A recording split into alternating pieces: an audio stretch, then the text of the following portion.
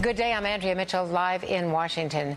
U.S. diplomatic outposts are on alert today as anti-American protests continue, spreading from Egypt and Libya now to Yemen. NBC's chief foreign correspondent is live in Cairo watching all of these developments. Richard, you've been in the middle of it. You're joining us now by phone. Talk about what's happening in Cairo and the fact that Mohamed Morsi belatedly seemed to have spoken against the protests, but he seems to be walking a tightrope. Belatedly and half-heartedly, you could say. He condemned the violence in Libya, but did it with a caveat, saying, yes, but we also oppose any insulting of religion, and we think that this is something that should be denounced and that action should be taken against it. So he was trying to talk to President Obama and try and assuage some of those fears, but also address his own people and give the protests on the street a degree of credibility. In fact, his party, the Muslim Brotherhood, is calling for more demonstrations tomorrow. When you look at the kind of criticism and the reactions from the government of the Arab world, the one in Yemen was by far, in Libya was by far the strongest. That was an immediate and seemingly heartfelt condemnation. Then in Yemen today, another immediate and fairly sincere condemnation, and then this very couched statement from President Morsi while he's on a European tour. Now, President Morsi has yet to develop a relationship with President Obama. Obviously, he comes from the Muslim Brotherhood. The Muslim Brotherhood supports the demonstrations. We heard very strong statements today from Hillary Clinton. And we heard this new formulation, if you will, last night. You seized on it right away on Rachel Maddow's show last night, Richard, when the president, to Jose Diaz-Balart on Telemundo, in that interview said, when asked, that he sees Morsi as neither an ally nor an enemy. This is a work in progress. Amazing. I mean, so who does the U.S. have left as allies? The United States traditionally has had three, for the last few decades anyway, main allies in the Arab world. In the Middle East, those would be Israel. The relations there are sometimes frayed, but still very, very strong.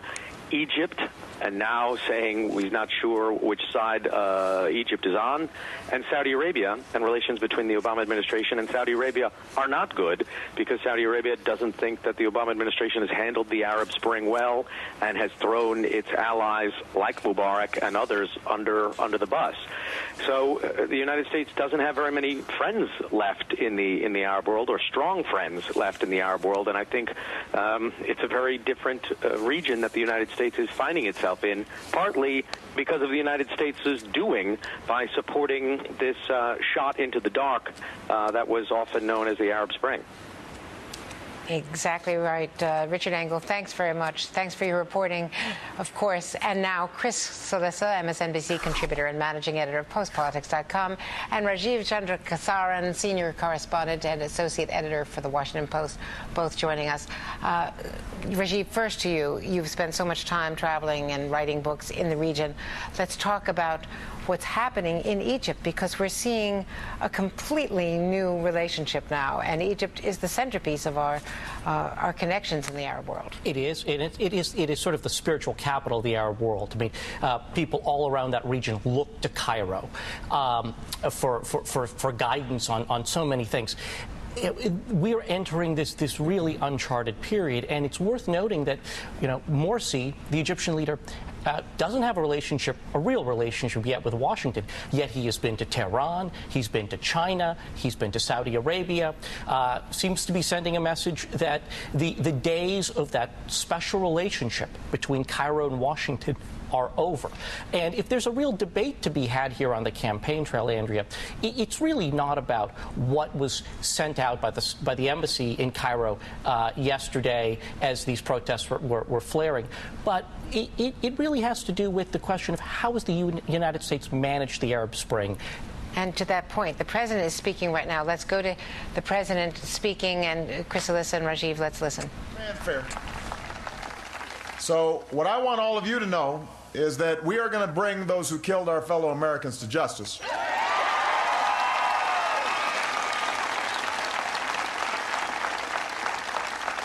I people around the world to hear me, to all those who would do us harm, no act of terror will go unpunished. It will not dim the light of the values that we proudly present to the rest of the world. No act of violence shakes the resolve of the United States of America.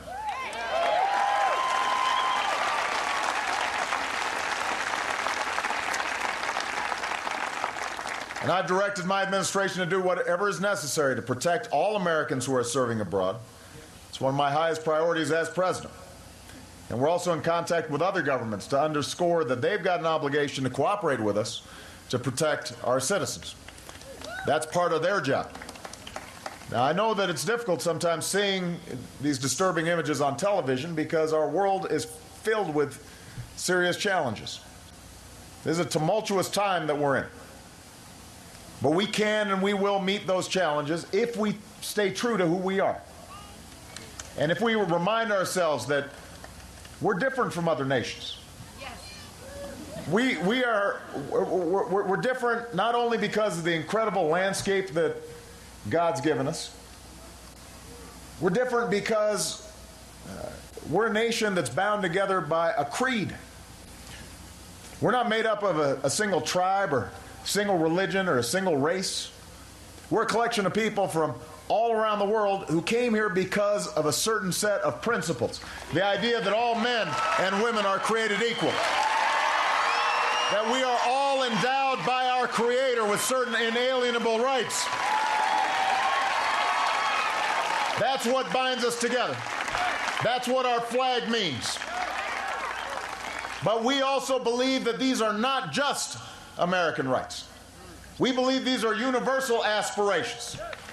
And they're held by people who live in tiny villages in Libya, prosperous cities in Europe. That's our light to the world. And our task as the most powerful nation on earth is to defend and protect and advance our people, but also to defend and protect and advance those values at home and around the world. That's what our troops do. That's what our diplomats do. That's what our intelligence officers do. That's what our citizens do. That's what we believe. Those are the values that we hold to.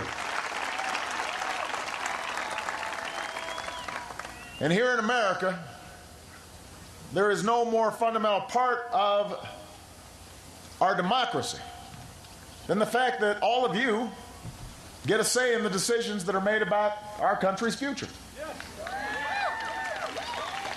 And that's why we're here today. You know, over the past few weeks, Colorado, you've been offered two very different paths for our future. You've seen their convention, you've seen ours, and now you face one big choice. And as the president opened his regular stump speech today with a very strong statement of American values without attacking Mitt Romney or referring in any way, Chris Cillizza, to what Romney had said, which has become very controversial even among some Republicans. I would say, Andrea, watching that, if you didn't know, and of course we all do, but if you didn't know Barack Obama was a Democrat, you might, that speech, at least the front end of it, about where America is different, we will hunt down those who have done these acts, we will not let terrorists win. That stuff could be said by a Democratic or a Republican president, and I would say it is at least in part an answer to critics of President Obama who said he's too soft, he's not taking a forceful enough role here. Switching over to Romney, look, I just broadly, Andrea, this election, I know we're focused on Libya, and I think there is an argument to be made that it has some influence, but this election will still be decided on whether people believe Barack Obama has done enough on the economy or whether that needs a change and Mitt Romney is to change it. That's why I don't understand Romney's press conference yesterday, in which he did double down in a lot of ways on the statement that his campaign had put out late Tuesday night. Regardless of what you think of the kind of the philosophy there. The political strategy to me doesn't make sense, which is the political strategy is this is going to be another day of foreign policy. What Mitt Romney wants to talk about is the economy, the economy, the economy. Yes, he has to clear the commander-in-chief bar, but he wins or loses this election not based on Libya, but based on the economy in Ohio, Florida, North Carolina, Colorado, Iowa, New Hampshire. And that's why I found it a little bit baffling what I think a lot of Republican strategist types were nervous about from a purely political strategy point of view. And I'll tell you, some Republican foreign policy experts were nervous and clearly uncomfortable. Here's John McCain on Morning Joe with Joe Scarborough. Would it be better to just wait a few days before having that kind of press conference? It's in the heat of the battle. You get all kinds of advice and you get all kinds of second guessing. I'm not prepared to do that. John McCain, Rajiv, not wanting to criticize Romney directly, but clearly not coming to his defense, not supporting the posture that Romney had taken the day before by doubling down on the whole question of the president's supposed apology, attributing a press officer's statement in Cairo 6 hours before a protest to the President of the United States was considered quite a stretch. Yes, and we all know that when these immediate statements are put out in an attempt to diffuse violence far from Washington, they're not vetted in the West Wing of the White House before they go out. Look, there was clearly nervousness in the Republican establishment, particularly those who are smartest on foreign policy, in embracing Romney's comments, and we clearly saw distance there yesterday. And I think those who came out to try to back Romney were pretty few and far between in the Republican community.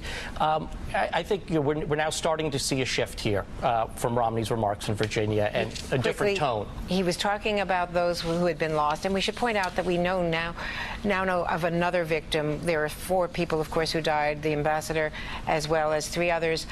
We now know that Glenn Doherty, 42 years old, a private security guard, was among those killed. His sister said he was on a security detail. He was protecting the ambassador. He was also helping the wounded when he was killed. And so the bodies will be returned to Washington, and of course there will be services for the 4, as well as Sean Smith, who was a gamer. Chris Salissa, this is more in your world than mine, but he was apparently an avid gamer among his other skills and talents, and had millions of people who follow these games, and many people who knew him very well by his avatar. Andrea, you assume just because I'm a political nerd that I'm into gaming, but I'll take it. I think that's a fair point. Look, I would say broadly about this. What Mitt Romney said today, and this is to Rajiv and your point, what Mitt Romney said today is what he probably should have said yesterday. We mourn the loss of life, Sean Smith, the ambassador, the other folks who lost their life. And you can make a broad point about what role you think America should play in the Arab world, but to talk specifically about President Obama did this, and this wrong when we don't have all the facts, he would have been better off giving today's statement yesterday.